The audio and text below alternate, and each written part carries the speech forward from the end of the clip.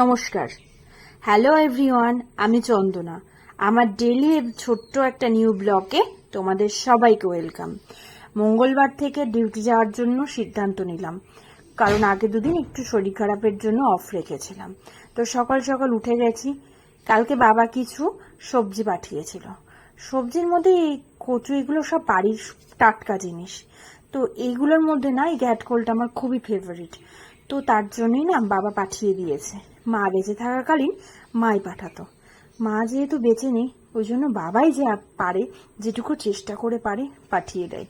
আর এই আনারসটা তো আমার সব থেকে ফেভারিট, আমার ফেভারিট ফলের মধ্যে বেস্ট। আর আমার আনারসের গাছগুলোও না আমার মাই লাগিয়েছিল। তো সব কাজ সেরে বেরিয়ে গেলাম ডিউটির উদ্দেশ্যে।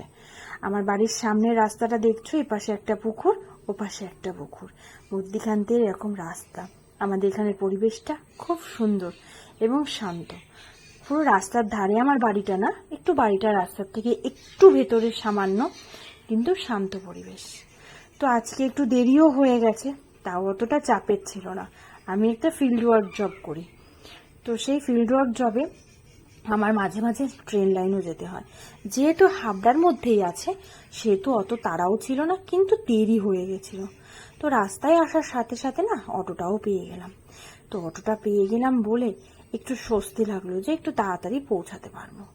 তো হাবড়ায় জায়গা মতন পৌঁছে গেলাম। তো এটা দেখলে অনেকেই বুঝতে পারবে এটা হচ্ছে রথতলা, হাবড়ার খুব নাম করা একটা জায়গা। তো এখানটা এটা মন্দিরটা না খুব সুন্দর, আশেপাশে এরিয়ার পরিবেশটাও ভালো। আবার দেখেছো কত মেঘ করেছে, প্রত্যেক দিন এই একটু একটু মেঘ করে আর একটু একটু বৃষ্টি পড়ে। এবার এই মন্দিরটাকে একটু ঘুরে ঘুরে তোমাদেরকে দেখায়। মন্দিরটা যতবারই যায় ততবারই ফটো আর ভিডিও দুটোই তুলি। খুব ভালো লাগে আমার এই মন্দিরটা। আর এই রথটা তো দেখে মন ভরে না প্রত্যেকটা সময়। কিন্তু এই মন্দিরে একটা নতুন জিনিস দেখলাম। কয়েকদিন আগে না মেলা হয়েছে এই মন্দিরের এখানটায়, যেহেতু রথ গেল তার জন্য। আর এই মন্দিরের এখানটায় একটা নতুন জিনিস তোমাদের দেখলাম, তোমাদেরকেও দেখাচ্ছি। দেখো, এই মন্দিরে মা কালী আছে, আর আছে ওই জগন্নাথ, বলরাম, সুভদ্রা আর শিব ঠাকুরের মূর্তি আছে। তো এখানটায় একটা দেখো বাজনা বাজছে, মানে ঢোল বাজনা আর ঘন্টা আর এই করতাল মতন। তো এটা দেখো, কোনো মানুষকে তো আর সবসময় পাওয়া যায় না। তো এখানটায় এটা অটোমেটিক একটা ইলেকট্রনিকের সাহায্যে একটা সুন্দর যন্ত্র বানিয়ে, ফার্স্ট টাইম আমি এটা দেখলাম। আর মা কালীর মূর্তিটা দেখো, খুব সুন্দর লাগছে। আর এই মন্দিরের ডেকোরেশনটা তো সত্যি অসাধারণ। এমনিও যে কোনো মন্দিরে আসলে দেখবে মনটা একটু ভালো হয়ে যায়, একটু শান্তি লাগে। তো যাই হোক, এবার মন্দিরে এই বাজনাটাকে না তখন সামনে দেখাতে পারলাম। দেখো, একটু আরো কাছে থেকে তোমাদের দেখায়, এত সুন্দর লাগছে। এই সাইডগুলো আরো সুন্দর করে দেখো, দেখো শিব ঠাকুর। শিব বললাম না, তিনটে ঘর আছে, একটা শিব ঠাকুর, একটাই মা কালী, আর একটাতে আছে এই জগন্নাথ দেব, বলরাম দেব আর সুভদ্রা। আমাদের ডিউটিটা মোটামুটি শেষ হয়ে গেছে, 5 ঘন্টার একটু বেশি ডিউটি থাকে। তো যাই হোক, ওখান থেকে বেরিয়ে গেলাম। মন্দিরের ওপাশ থেকে ঢুকেছিলাম, এপাশ থেকে বেরিয়ে গিয়ে মন্দিরের রাস্তা একদম মুখের রাস্তায় আসলাম। এটা জয়গাছি বললেই চলে। জয়গাছির হাটটা আরেকটু সামনে গিয়ে, তো ওখানটায় দাঁড়িয়ে আছে এই যে আমাদের সব সহকর্মীরা, সবাই দাঁড়িয়ে আছে। ওরা যাবে অশোকনগরের দিকে, তো ওরা ওদের দিকে রওনা আগেই হয়ে গেছিল। পরে আমি একটা অটো ধরে আমাদের দিকে। এবার এখানকার অটোতে কি হয়, মানে খুব অনেকটা সময় লাগে বাড়িতে আসতে। আমি দেখো দিন দিন এসেছি, আমি আবার বাড়িতে ঢুকবো তখন সন্ধে সন্ধে হয়ে যাবে।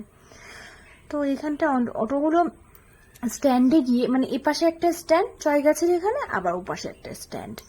তো আবার সেই স্ট্যান্ডে গিয়ে এবার তেল ভরলো, তেল ভরে সেই স্ট্যান্ডে গিয়ে দাঁড়ালো, দাঁড়িয়ে আবার কতক্ষণ বাদে সেখান থেকে রওনা দিলাম। তো এবার চলে আসলাম একটা কসমেটিক্সের দোকানে, আমাদের এখানে কৈপুকুরে এখানে। ছেলেকে বলেছিলাম ওখানটা একটু আশিস, হয়েছে আমার ছেলে আশিস খানে। এবার এই চুড়িগুলো না এবার দেখছি সবাই পরছে। কিন্তু এই দাদাভাই বলল এই চুড়িগুলো না প্রতি বছর শ্রাবণ মাস পড়লেই না আগে থেকেই নাকি সবাই চুড়িগুলো বুক করে রেখে যায় বা নিয়ে যায়। তো আমার একটু প্লেন চুড়ি নেওয়ার ইচ্ছা ছিল, কিন্তু শেষমেশ কি করবো, পেলেন না পেয়ে ওই ডিজাইনই আনলাম। তো বাড়ি পৌঁছে গেছি, ছেলের সাইকেলেই এসেছি। তো কি কি এনেছি সেটা দেখো। একটা টর্চ লাইট কিনেছি, ছেলে রাত্রেবেলা পড়ে ঠরে আসে তো ওই জন্য একটা চার্জের টর্চ লাইট কিনেছি।